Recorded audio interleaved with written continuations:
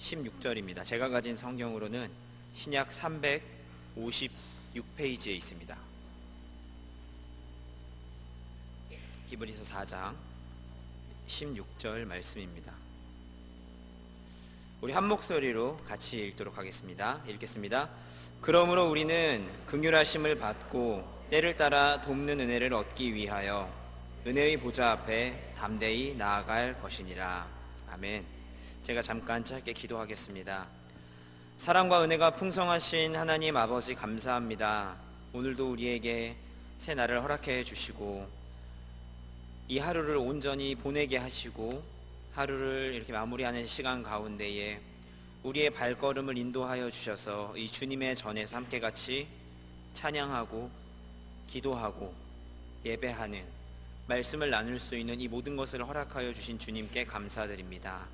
하나님, 우리가 그 주님의 은혜를 바라며 사모하여서 이 자리에 나왔습니다. 주님, 이 시간 우리에게 주님의 긍휼하심을 그리고 때에 따라 돕는 은혜를 우리에게 허락하여 주시옵소서. 주님, 이제 시작하는 시간입니다. 모든 것을 주님께 맡겨드리고 감사드리며 이 모든 말씀 우리의 구세주가 되신 예수님의 이름으로 기도드렸습니다. 아멘. 네, 반갑습니다. 우리 함께 같이 인사했으면 좋겠습니다. 하나님께서 우리와 항상 함께 하십니다.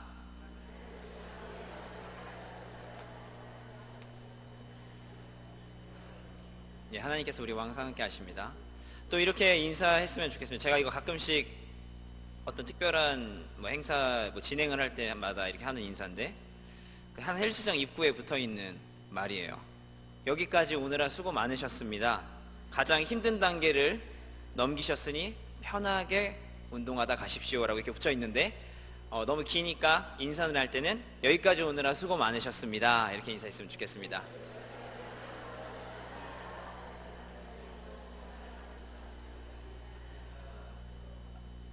근데 이게 정말 그냥 듣기 좋으라고 하는 말이기도 한데, 여기까지 오느라 정말 수고가 많지 않습니까? 날씨가 너무 더워서. 오늘이 제가 정확한 뉴스를 읽지 않았는데 보니까 111년 정도 만에 폭염의 날씨가 바로 오늘의 날씨였다고. 저희는 그런 귀한 때를 살아가고 있는 우리 모두인 것 같습니다. 방금 우리가 그렇게 인사했습니다. 여기까지 오느라 수고 많으셨습니다 라고 이렇게 인사를 했는데 어떠세요? 이렇게 예배의 자리에, 은혜의 자리에 찾아간다는 것은 굉장히 당연한 일입니다. 하나님의 백성으로서, 하나님의 자녀로서 예배 자리에 나오는 것 되게 당연한 일인 것 같은데, 또 우린 잘 알고 있습니다. 굉장히 어려운 일이란 것을, 쉽지 않은 일이라는 것을 참 잘 알고 있습니다. 당연하지만 쉽지 않은 은혜의 자리로 나아가는 것. 이 여름 시즌만 되면은 그 몇몇 교육부서는, 모든 교육부서라고 하지 않았습니다. 몇몇 교육부서는 그 아이들과 밀당과 그리고 씨름을 하기에 굉장히 바쁜 시즌입니다. 우리 교회에 씨름부가 있는 것이 아니라, 왜 씨름을 하냐면은 아이들이 이제 성경학교를 갈 것이냐 말 것이냐, 수련회를 갈 것인가 말 것인가에 대해서 아이들과 선생님과 혹은 교육자나 부장님 간에 씨름을 하는 거예요. 제가 사역하고 있는 부서가 중등부이기 때문에 다른 부서는 이야기하지 않고 중등부만 이야기를 하면은 딱 중등부 들어오자마자 요즘 표현으로는 이제 철벽을 치는 아이들이 있어요. 저는 수련회 안 가요. 그래서 그냥 중등부에 오자마자 저는 수련회를 안 갑니다, 이런 식으로 이렇게 선포를 하는 아이들이 있어요. 그래서 그래, 그때 가서 다시 얘기하자. 굳이 그 이야기를 그때 정리하고 갈 필요가 없으니까요. 그래서 이제 그렇게 이야기하는 친구도 있고, 이번 수련회를 좀 얘기를 해보자면은 어떤 친구는 자기가 1년에 한 번 만나는 친구가 있대요. 근데 그 친구를 만나는 때가 이 여름 수련회 기간이라는 거예요. 그래서 그러면 그 친구도 데려와 보면 어떻겠냐라고 하니까 그건 또 아니라고 하더라고요. 그래서 자세히 묻지는 않았습니다만 또 그렇게 씨름을 해서 결국엔 또 왔어요. 이긴 거죠. 아이들 얘기를 들어보면 정말 핑계 없는 무덤이 없다는 말처럼 이 어떤 사유가 굉장히 다양합니다. 수련회를 갈 수 없는 사유가, 친구들과 약속을 해가지고 어디 놀러 가기로 했다든지, 참신한 것 같아요. 뭐 여러 가지가 있는데, 근데 이제 뭐 그 중에 뭐 대부분의 친구는 사실 가게 됩니다. 정말 이렇게 요즘 말로는 이렇게 멱살 잡고 끌고 온다고 해서 진짜 그렇게라도 데리고 가는 경우가 있어요. 아이들이 그냥 무작정 가기 싫어하는 경우가 있기 때문에. 그렇게 해서 이제 물론 이제 중등부 수련회를 잘 마쳤습니다. 그런 아이들을 이렇게 수련회 자리, 은혜의 자리를 이제 모시는 거죠. 모시는데 굉장히 힘쓰는 우리 선생님들을 저는 종종 보게 돼요. 근데 이게 이런 모습이 꼭 아이들한테만 보여지는 모습이 아니라는 것을 저는 잘 알고 있습니다. 아이들한테만 이렇게 어떤 은혜의 자리로 나아가는 것에 대해서 아이들과만 우리가 밀당을 하거나 씨름을 하는 것이 아니에요. 청년들도 마찬가지고요. 어떤 성인의 어떤 모습에서도 이런 모습을 저는 종종 보게 되는 것 같습니다. 사실 꼭 누군가를 뭐 저격하는 그런 이야기가 아니라 제 자신을 봐도 그런 것 같아요. 아까 앞에서 얘기했던 그 수련회 준비 같은 경우도 물론 제가 이제 뭐 우리 선생님도 같이 준비를 하고 그런 시간을 보내는 것이 즐겁기도 하지만 굉장히 부담스럽고 굉장히 정말 어려움을 느낄 때가 많습니다. 내가 이 시간을 통해서 우리 아이들에게 하나님의 말씀을 잘 전할 수 있을까? 또 한 가지 제가 부담을 느끼는 것을 한 가지 말씀드리면 되게 재밌어 하실 것 같은데, 우리 그 담임 목사님이 새로 오신 이후에 교육자들이 1년 행사 중에 한 가지가 특별한 것이 생겼어요. 뭐냐면은 여름 행사를 앞두고 항상 가는 데가 있는데 산기도를 갑니다. 예, 산기도를 가는데, 산기도란 말 들어서 되게 정말 은혜의 자리이고 정말 좋은 시간이죠. 예, 그래서 아마 제 기억이 한 6월 달쯤에 갔다 온 걸로 알고 있는데 정확하진 않습니다만, 근데 이제 이 이야기를 들으면은 마음속에 굉장히 부담이 돼요. 가면 어쨌든 이제 거의 밤을 새고 오다 보니까 굉장히 또 약간 생활 리듬이 좀 약간 꼬이겠구나, 약간 이런 생각도 들기도 하고 정말 좋은데 뭔가 한편이 좀 부담스러운 그런 느낌이 있어요. 근데 가면 정말 좋아요. 이거는 제가 분명히 말씀드려요. 가면 정말 좋은데 가기 전까지는 마음속에 어려움이 있어요. 이 아이들의 이야기가 비슷한 것 같아요. 그냥 말도 안 되는 사유들이 제 안에서 떠오릅니다. 막 비가 좀 올 것 같기도 하고, 내가 좀 피곤할 것 같기도 하고, 뭐 그날 내가 설교인 것 같기도 하고, 그래서 뭐 수요 설교를 마치고 이렇게 가야 한다느니 아이들의 모습과 제 모습이 크게 다르지 않아요. 그래서 저는 사실 이번 수련회 때 아이들에게 한 가지 고백을 했습니다. 아이들이 너무 이렇게 예배 드리는 이런 거에 대해서 좀 힘들어하는 거예요. 그래서 좀 약간 진지하게, 얘들아, 내가 너희들한테 비밀을 한 가지 얘기해주고 싶다. 그래서 그러면 애들이 또 귀를 솔깃하잖아요. 뭐냐면은 나도 그렇고 여기 있는 선생님들도 그렇고 수련회 정말 힘들다. 수련회 하는 이런 보내는 시간이 정말 막 우리는 막 즐거워하고 너무 막 좋은 시간만은 아니다. 너희들이 그런 힘든 것을 아니까 우리도 그냥 같이 잘 했으면 좋겠다. 우리가 이렇게 웃는 것 같아 보여도 우리 선생님들이나 우리 모두가 여기까지 오는데 많은 어려움이 있었다라는 고백을 아이들 앞에 했어요. 그러니까 아이들이 뭐 그냥 힘들어 하더라고요. 뭐 어쩌라는 거냐 뭐 이런 식인데, 근데 적어도 저는 그 아이들의 모습과 저의 모습이 크게 다르지 않은 것 같아요. 근데 이제 저는 안 갈 수가 없잖아요. 산기도를 안 갈 수가 없으니까 갑니다. 그럼 가서 뭐 찬양 인도도 하고 같이 기도도 드리고 그러면은 정말 좋습니다. 정말 좋고, 뭐라고 말씀드리긴 참 어려운 것 같아요. 막 내 안에 그 어떤 은혜가 착착착 정리가 되는 것도 아니고, 근데 가보면 참 은혜가 있어요. 정말 신령한 은혜가 있고 마음에 담대함이 생기고 뭔가 감당할 수 있는 힘이 생깁니다. 가기 전에는 참 육신의 연약함이죠. 그런 것들로 인해서 부담이 되기도 하지만 막상 가면은 은혜가 있다. 이처럼 우리는 우리의 연약함으로 인해서, 마음의 연약함일 수도 있고 생각의 연약함일 수도 있고 육신의 연약함일 수도 있겠죠. 이런 것들로 인해서 하나님의 은혜의 자리에 나아가는 것을 어렵게 느낄 때가 있는 것 같아요. 그리고 이 연약함이 굉장히 심각한 사람은 그 은혜의 자리에 나아가는 것을 두렵게 여기거나 정말 피하는, 어떻게 나 같은 사람이 하나님 앞에 나아갈 수가 있겠어. 그래서 계속해서 이제 그 은혜의 자리와 거리를 두게 되는 것이죠. 너무 갈급하지만 너무 그 은혜를 원하지만 나의 모습으로 인해서, 나의 연약함으로 인해서 은혜 자리에 나아가지 못하는 거예요. 우리 아이들이 일주일에 한 번씩 이렇게 대표 기도를 합니다.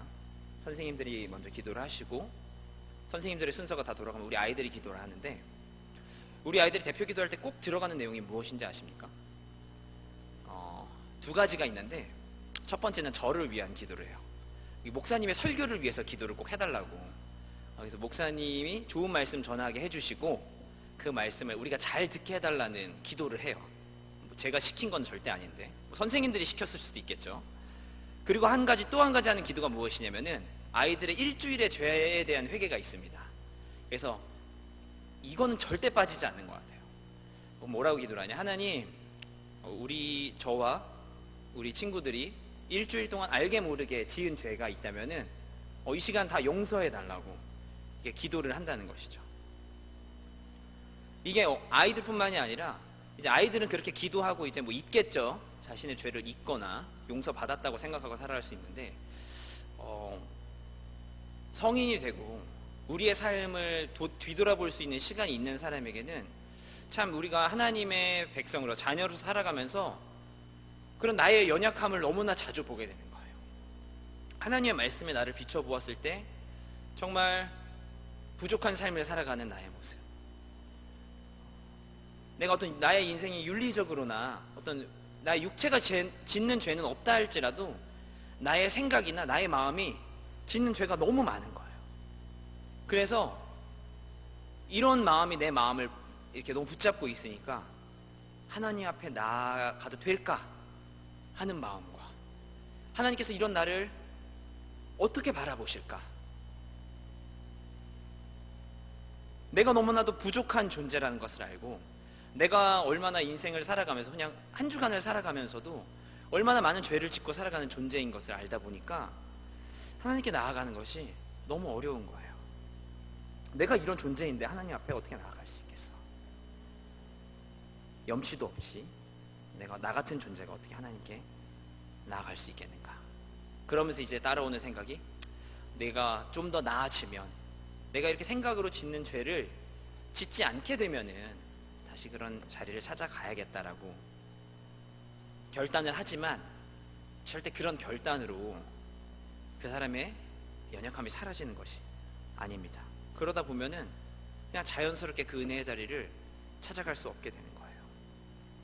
근데 저는 앞에서 얘기했던 이 두 가지가 인간이라면, 내가 그리고 하나님의 말씀을 조금이라도 알고 있는 사람이라면은 마땅히 가져볼 만한 생각인 것 같아요. 그걸 가져볼 수 있을 만한 감정이라고 생각을 합니다. 그런 우리에게 오늘 우리가 읽은 말씀에서는 하나님께서는 그런 연약하고 나약하고 어쩌면 그 인간된 도리로서 조그만한 염치를 갖고 있는 우리에게 분명히 말씀하시는 것이 무엇이냐면은, 은혜의 자리로 나와라. 너희가 어떤 모습이든지 간에, 너희가 어떤 생각을 가지고 있든지 간에, 너희가 어떤 모습이든지 간에 우선 은혜의 자리로 나오라는 것입니다. 그러면서 이제 우리에게 큰 대제사장이신 예수님이 계시다. 우리에게 예수님이 계시기 때문에 우리가 은혜 자리로 나아갈 수 있는 것이다 라고 이야기해 주십니다. 그러면서 그분을 소개해 주시는데요, 어떻게 소개를 하시냐? 그분은 우리의 이런 연약함을 아시는 분이다. 이런 연약함을 아시기 때문에 우리를 불쌍히 여기실 수 있는 분이고 우리를 동정하실 수 있는 분이다. 그렇기 때문에 너희는 은혜의 자리로 나아가라고 분명히 이야기하십니다. 우리의 마음속에, 우리의 생각 속에 내가 감히 하나님 앞에 나아갈 수 없는 인생의 모습을 살아가고 있다 할지라도, 나의 삶에 하나님 앞에 나아갈 수 없는 모습이 있다 할지라도 하나님께서는 나와라, 먼저 이 자리에 나와라 라고 분명히 우리에게 이야기하고 계십니다. 이런 우리를 이해하실 수 있는, 동정하실 수 있는, 우리를 긍휼히 여기실 수 있는 분이 바로 우리에게 있는 큰 대제사장이신 예수님이시기 때문에 그분이 이 땅에 오셔서 육신을 입고 살아가신 동안 인간으로서 겪을 수 있는 모든 인생을 다 겪으셨습니다. 우리의 연약함을 다 알고 계시는 분이십니다. 우리의 인생을 잘 아시는 분이십니다.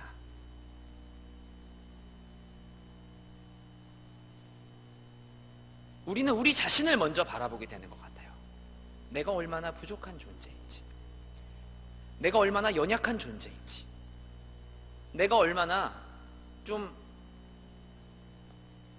과격하게 얘기하자면 내가 얼마나 추악한 존재인지를 아니까 그것을 바라보면은 하나님께 나아갈 수 없는 거예요. 근데 그것보다 우리가 더 먼저 바라보아야 할 것, 먼저 생각해야 할 것이 분명히 있다는 것이 우리의 큰 대제사장이신 예수님을 우리가 먼저 생각하고 바라보아야 한다는 것입니다. 그분의 성품과 그분의 능력을 생각하면서 우리는 먼저 하나님 앞에 나아가야 한다는 것입니다.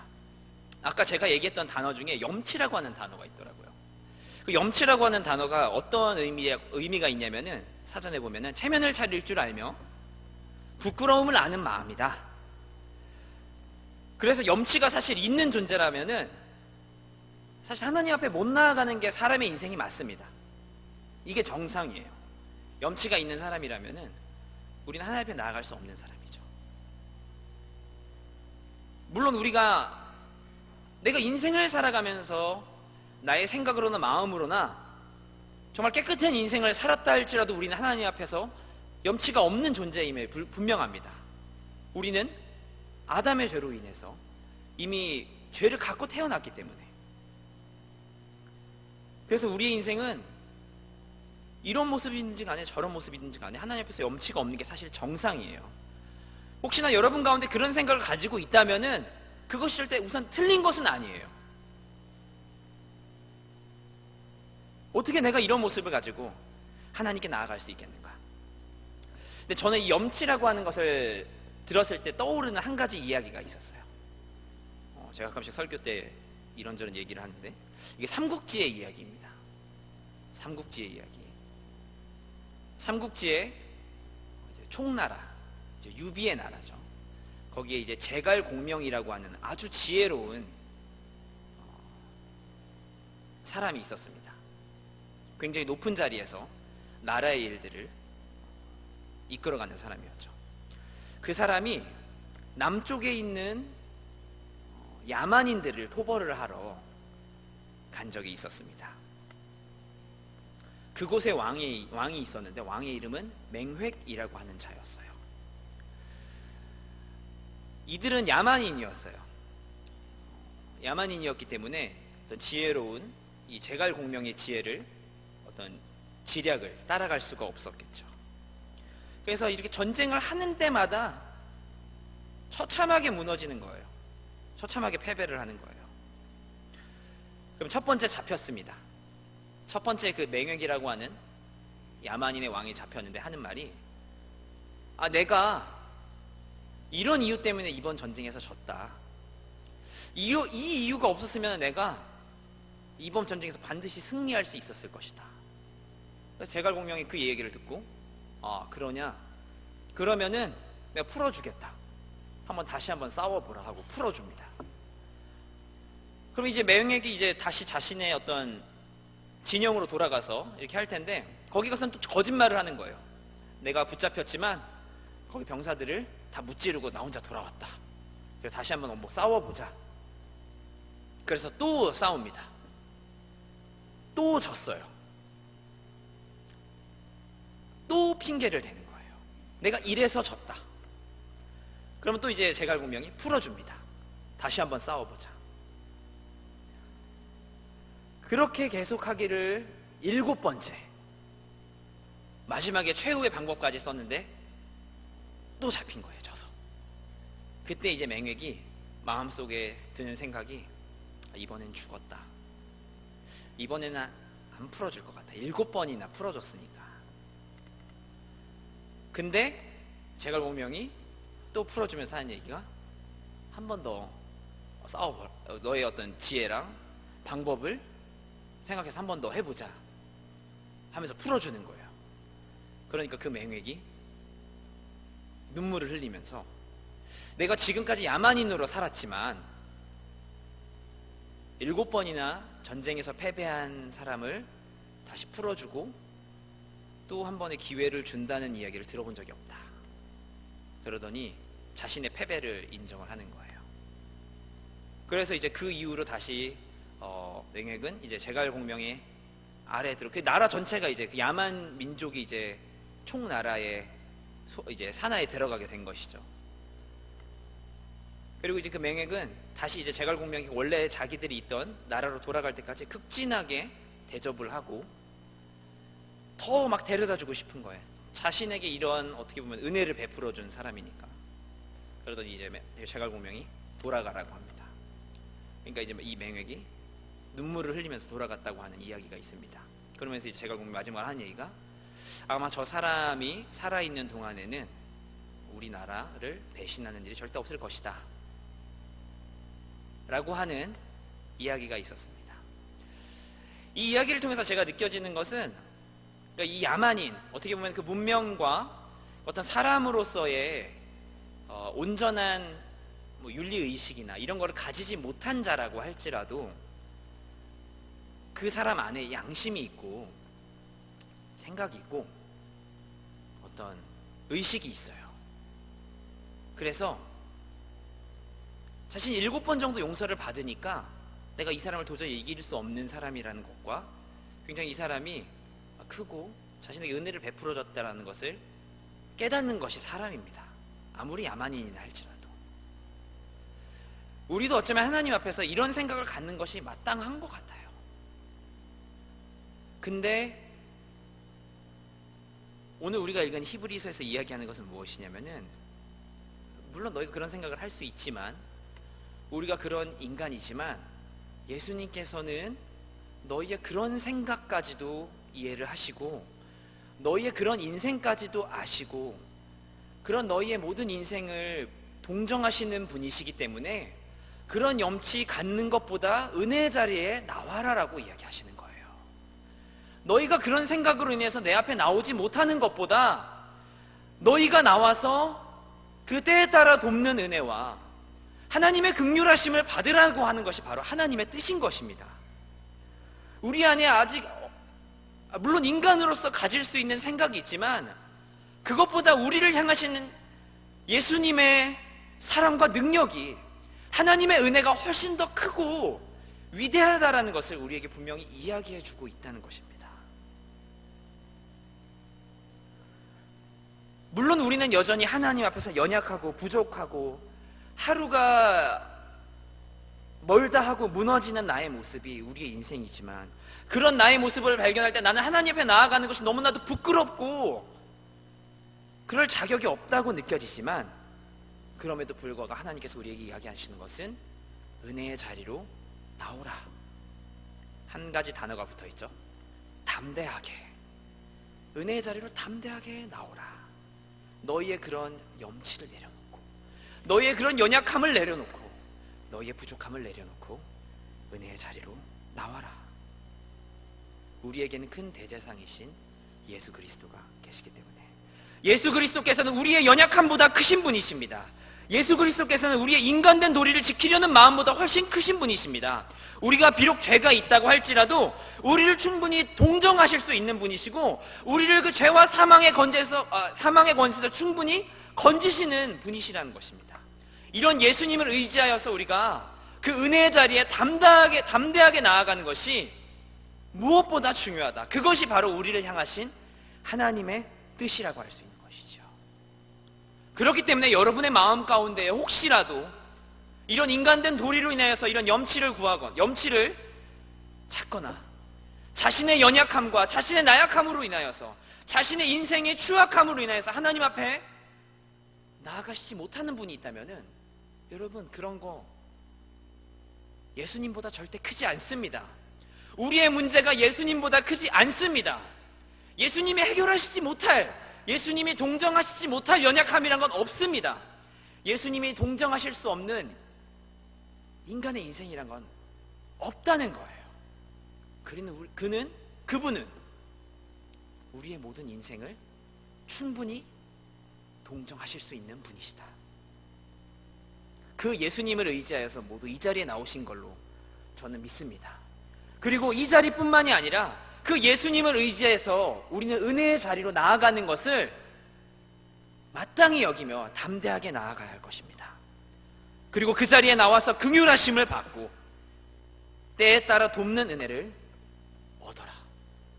이렇게 하나님께서는 말씀하십니다.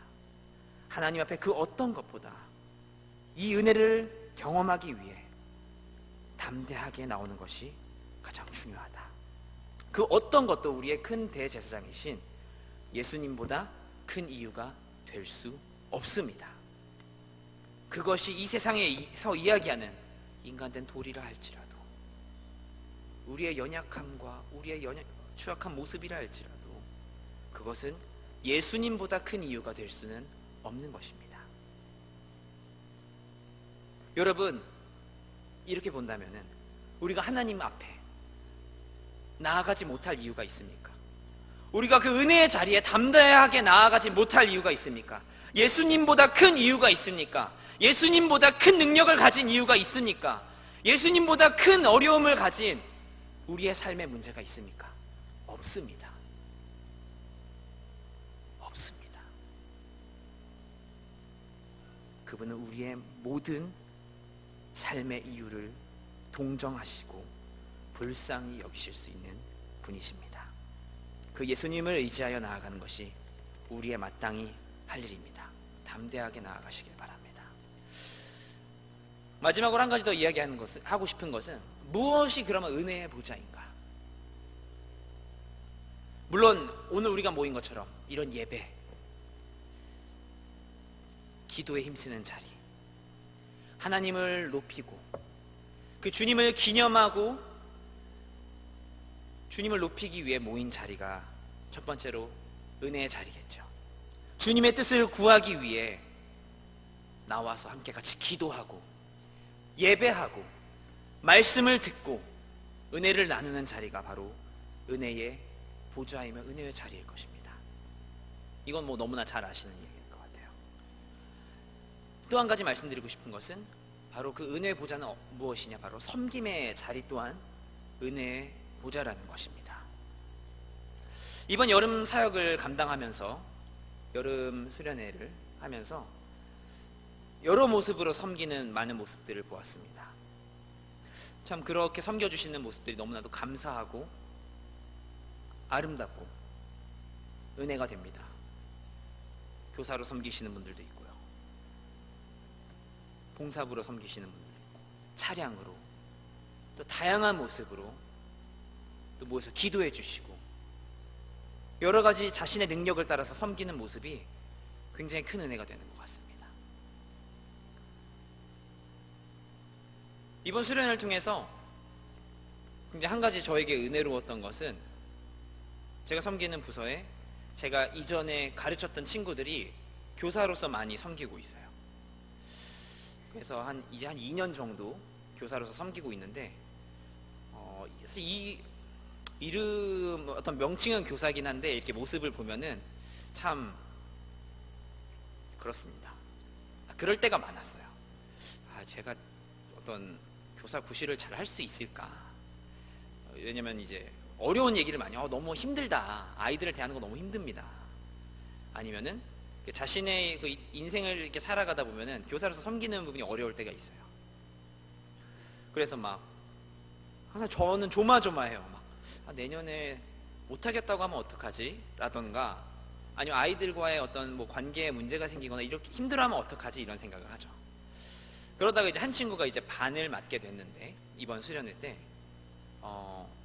그 아이들을 가르치는 모습을 보면서 되게 기쁘더라고요. 그러니까 되게 잘 가르쳤어요. 하나님의 말씀을 잘 가르치고, 아이들도 굉장히 잘 이끌어주고, 제가 봤을 때 저 정도면 충분히 좋은 교사다라고 느껴지는 사람들이 있었습니다. 아마 그 자리에 없었다면은 그런 것들을 몰랐겠죠. 그래서 물어봤어요. 참 이번 수련을 통해서 너가 좋은 교사로 성장한 것 같아서 난 너무 좋았다. 우리가 하는 이야기가 그런 걸 생각한 것은 아니었는데, 이렇게 아이들에게 가르치고 그냥 이렇게 진심으로 이렇게 아이들을 대하다 보니까 아이들이 되게 좋아졌다라고 이렇게 이야기를 하더라고요.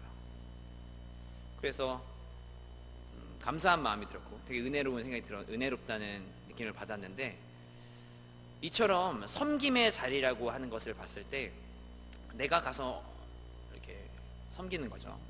나의 시간과 나의 어떤 인생과 나의 노력과 이런 걸 들여서 하면은 어려움도 있고 힘든 때도 있지만, 하나님께서는 그런 모습을 통해서 분명히 그 한 영혼을 하나님의 자녀로, 하나님의 백성으로, 또 어떤 사람은 교사로, 또 어떤 사람은 또 그 사람의 인생에 맞는 그 섬김의 모습으로 이끌어 가시는 것 같아요.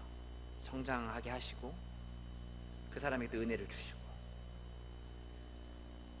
이런 것들을 본다면은 섬김의 모습 또한 분명한 은혜의 보좌다. 섬김을 통해서 믿음과 영혼의 성장이 있고, 영혼들을 대할 때에 하나님의 마음을 굉장히 깊게 알게 되는 것 같아요. 하나님이 이 영혼들을 어떻게 바라보시는가, 그러면서 자신의 생각의 변화, 마음의 변화, 사실 이건 굉장히 제가 많이 느끼는 부분입니다. 아이들을 보면은 부글부글 하다가도 하나님께서 뭐 은혜의 마음을 주시면은 하나님께서 이 아이들을 어떻게 생각하시는지 그런 것들을 느끼게 하시기도 하고, 그러면 그 아이들을 위해서 기도해주고 품어주고, 그리고 이런 모습을 통해서 공동체가 성장을 하고 성숙을 하는 것 같습니다. 우리가 우리의 은혜를 찾기 위해서 어떤 예배의 자리나 기도의 자리, 이런 자리에 나아가는 것을 우리가 좀 잘하는 편이지만, 그 섬김의 자리에 나아가는 것도 은혜의 보좌라고 우리가 생각하고 나아갔으면 좋겠습니다. 그런 섬김을 통해서 우리 분명히 나의 영혼이, 나의 믿음이 하나님의 은혜를 통해서 성장하고 세워질 줄로 믿습니다. 이제 말씀을 맺겠습니다. 여러분, 우리가 은혜의 보좌에 나아가지 못할 이유가 없습니다. 왜냐하면은 그 모든 이유보다도 크신, 그 모든 이유를 동정하실 수 있는 큰 대제사장이신 예수님께서 우리와 함께 하시기 때문입니다. 그 예수님이 우리에게 있기 때문에 우리는 담대하게 은혜의 보좌에 나아갈 수 있는 것입니다. 그 예수님보다 큰 이유는 있을 수 없다는 것이죠. 그렇기 때문에 은혜의 보좌로 나아가기에 우리가 지체하지 않았으면 좋겠습니다. 은혜의 보좌로 나아가는 것을 우리가 주저하지 않았으면 좋겠습니다. 은혜의 보좌로 나아가는 것에 힘쓰는 우리 모두가 되었으면 좋겠습니다. 그 은혜의 자리, 그 섬김의 자리에 적극적으로 나아가서 하나님의 긍휼하심을, 그리고 때에 따라 돕는 은혜를 얻으시는 여러분 모두가 되시기를 간절히 소원합니다. 기도하겠습니다. 사랑과 은혜가 풍성하신 하나님 아버지, 감사합니다.